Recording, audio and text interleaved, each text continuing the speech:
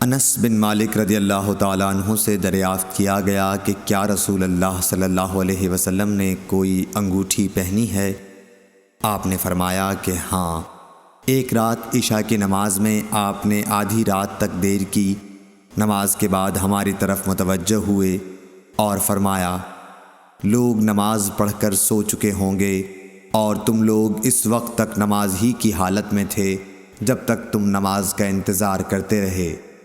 حضرت انس رضی اللہ تعالیٰ عنہ نے فرمایا، جیسے اس وقت میں آپ کی انگوٹھی کی چمک دیکھ رہا ہوں، یعنی آپ کی انگوٹھی کی چمک کا سما میری آنکھوں میں ہے۔ صحیح بخاری حدیث نمبر 661۔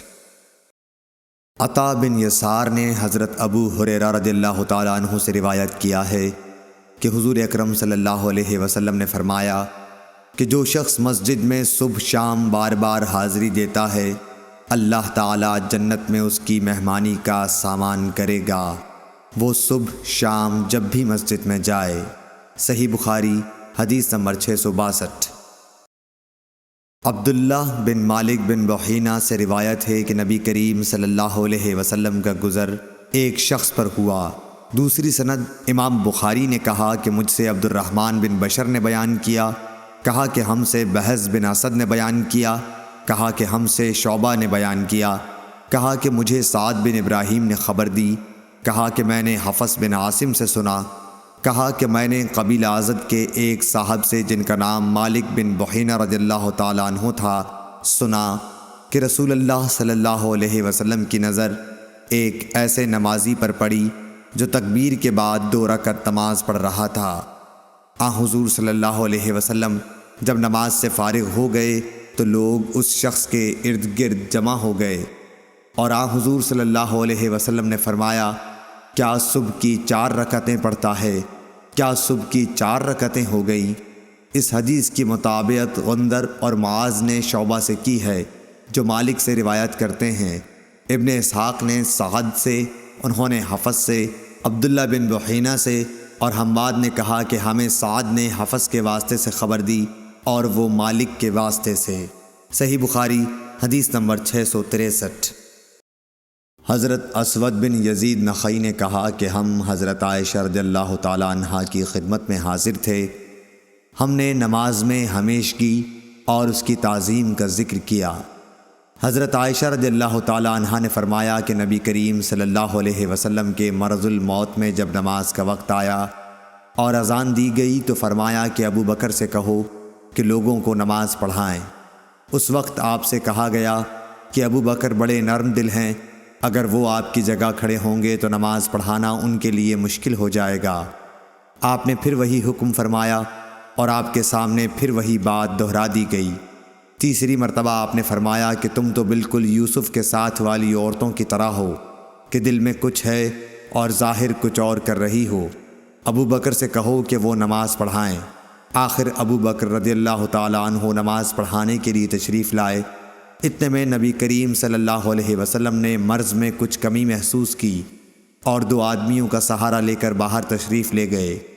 گویا میں اس وقت آپ کے قدموں کو دیکھ رہی ہوں کہ تکلیف کی وجہ سے زمین پر لکیر کرتے جاتے تھے۔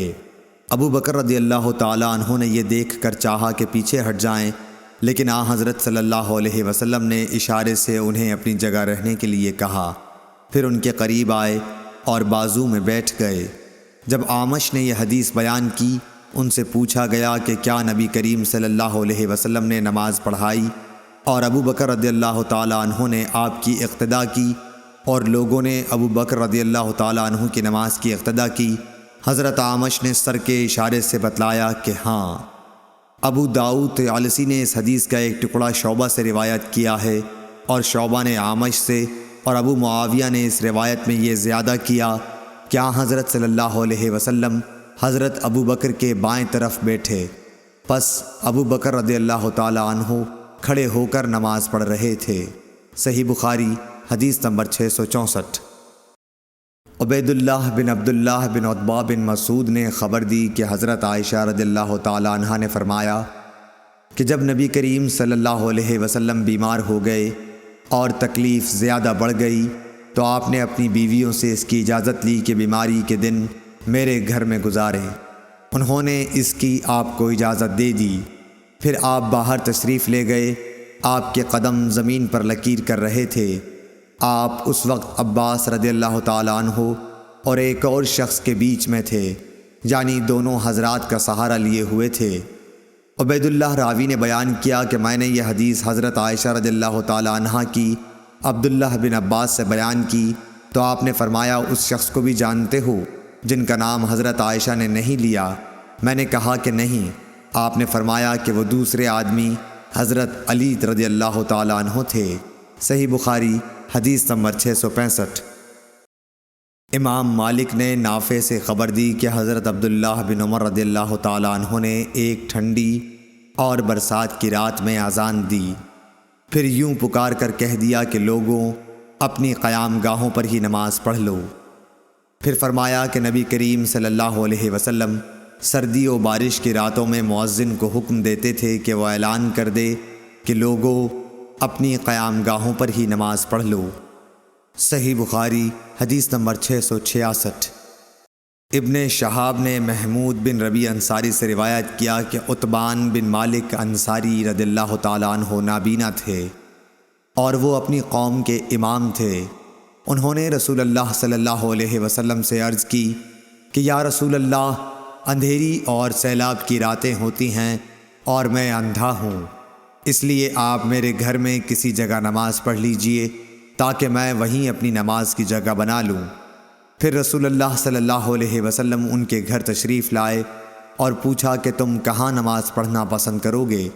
انہوں نے گھر میں ایک جگہ بتلا دی اور رسول اللہ صلی اللہ علیہ وسلم نے وہاں نماز پڑھی۔ صحیح بخاری حدیث نمبر 667۔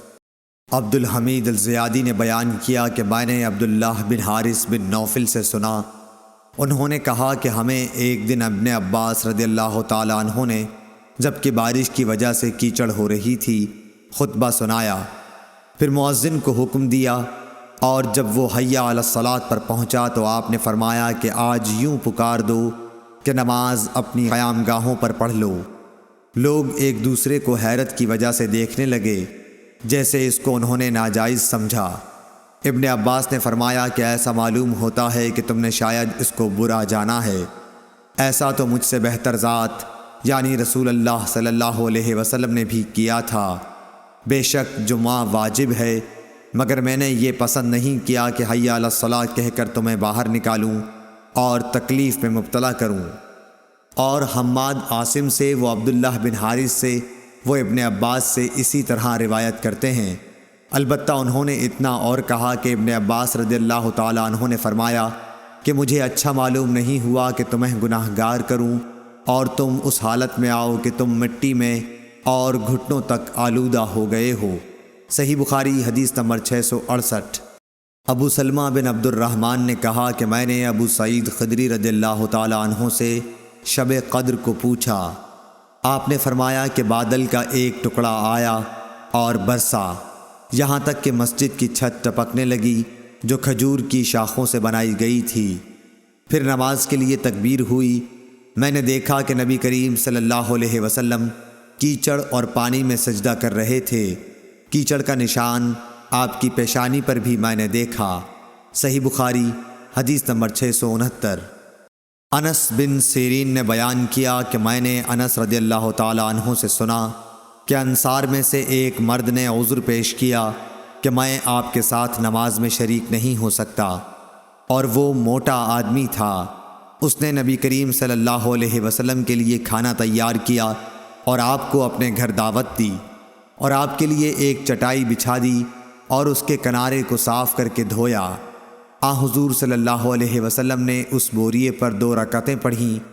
آل جارود کے ایک شخص عبد الحمید نے انس رضی اللہ تعالیٰ عنہ سے پوچھا کہ کیا نبی کریم صلی اللہ علیہ وسلم چاشت کی نماز پڑھتے تھے؟